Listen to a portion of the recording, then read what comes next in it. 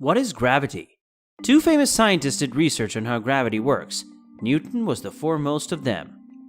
What Newton is explaining about gravity is that all things in the universe have mass.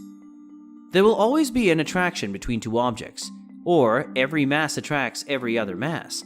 The gravitational force of an object also varies according to its mass. That is, an object with a greater mass pulls a lighter object to its side. The greater the distance between two masses, the less their gravitational force decreases. Force is inversely proportional to the distance to the power of 2.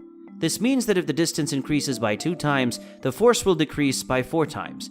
If the distance increases by 3 times, the force decreases by 9 times. This is what Newton explained about gravity. Everything happens just as Newton said. The Earth orbits the Sun, the Moon orbits the Earth, and the universe itself works according to Newton's gravity. If the Sun's gravity is so strong, why didn't the Earth smash into it? Distance and angular momentum are relevant factors in this context. Well, everything's all right. This was accepted by everyone who was there then because it fits perfectly according to physics. But here comes the biggest confusion. The distance between the Sun and the Earth is about 150 million kilometers. Will there be a force for such a distance? For example, if I kick a ball, there is contact between me and the ball. So there is physical contact that makes the ball move. But what lies between the Sun and the Earth is the greatest distance. That being the case, scientists are gradually confused about what the kind of force that causes binding between such objects. And this is where Einstein joins. According to him, gravity is not a force, but it doesn't make sense. Why does it happen if there is no gravity? What's making it happen then? Which mysterious thing causes it? But his explanation for it, though not understood by anyone at the time, was understood a few years later. And it was that discovery that elevated him to an important scientist in the world. So, what was his discovery? Let's see how that works.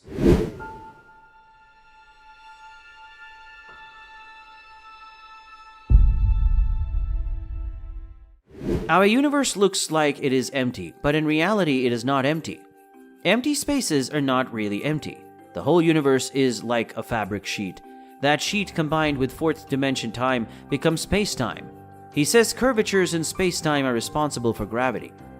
Let's take a fabric mat for example, and make a fat man sit in the middle of it and make a skinny man sit on the edge of the mat. Now we will see that the mat bends inside where the fat man is, so the skinny man is automatically pulled towards the fat man. The fat man does not exert any force, and even if he doesn't touch him, the skinny man is drawn towards him. Similarly, gravity occurs for everything in the universe. As the sun bends space-time, the Earth is attracted towards it. It is not a force. As space bends, it has an impact on the objects on the curve. The mass tells space-time how to curve. Space-time tells the mass how to move. Now it's easy to explain how Einstein came to realize this. He found out the truth through thought experiments. Then the mathematical equations were also confirmed. He's sitting in his office one day when he sees a man cleaning the windows of a building close by. He starts to think about what would happen if that person fell down. While it may seem strange to us to hear this, Einstein describes it as the happiest thought in my life. Let's look at the things that crossed his mind. We will lock the man who was falling from the top of the building into an elevator. A man who is falling will not feel any force, since he is inside the elevator, and there is no reference point. He can't realize if he falls down or floats. The phenomenon of falling down as a free fall without any reference point is like floating in space. That is, according to physics, there is no difference between a person who falls from the top of a building and floats in space. Both of them wouldn't feel any gravitational force. So empty space weightlessness is equal to free fall on Earth. Let's move on to the next step. Now I'm floating in space inside the lift, and there's a ball also floating with me. A motor engine has been fit into the bottom of my lift, and I started that engine and accelerated the lift upwards at a speed of 9.8 per second square. 9.8 is 1g, the gravitational force for Earth.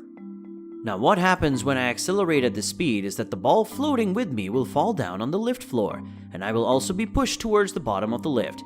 I feel the same amount of gravity on Earth as I feel inside the lift that is accelerating at a speed of 9.8 meters per second square in space.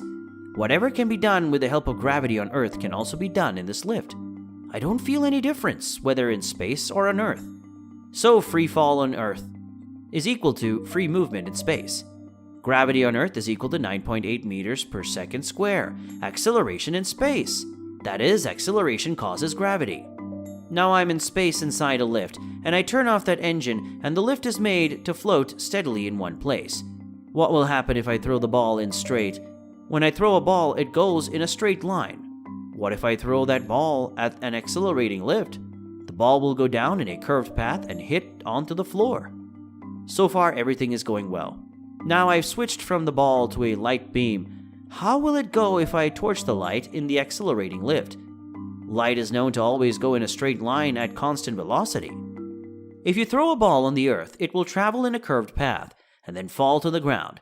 If the ball is thrown from an acceleration lift in space, it will also travel in a curved path. Does that mean light itself will be able to bend? Can light be bent even though it has no mass and always moves in a straight line? Einstein says it will bend. Yes, it is possible if there is something called space curvature, as he claims. How do we find it? The lift that is accelerating at just 9.8 meters per second square does not have enough opportunity to bend the light. So now, I change the acceleration speed from 9.8 to 98. According to Einstein's prediction, the bend of light in acceleration at 98 meters per second square is very small. That is, it bends only the size of an electron. This means that if we increase gravity or acceleration, light can bend more and more. Well, how do we prove this?